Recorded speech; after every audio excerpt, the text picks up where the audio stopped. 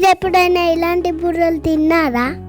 చిన్న బూరే పెద్ద హ్యాపీనెస్. నెయ్యి వాసన వస్తే ఎన్ని పెట్టినా తినాలనిపిస్తుంది. బూరెలు అంటే నాకు చాలా ఇష్టం. ఇది డైట్ కాదు, ఇది డిలైట్. ఒక్క బూర తింటే స్మైల్ అదే వచ్చేస్తుంది. ఓకే మరి ప్రాసెస్ చూద్దామా? 1 కప్ శనగపప్పు నానబెట్టుకోవాలి. దానిని మెత్తగా ఉడకబెట్టుకోవాలి.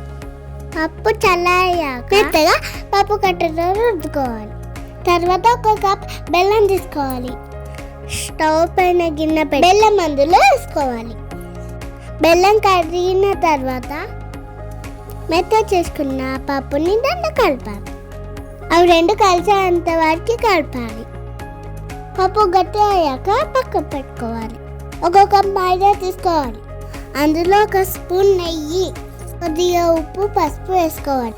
పూరి పిండిలా కలుపుకోవాలి. వీడియో కోసం కామెంట్ చేయండి.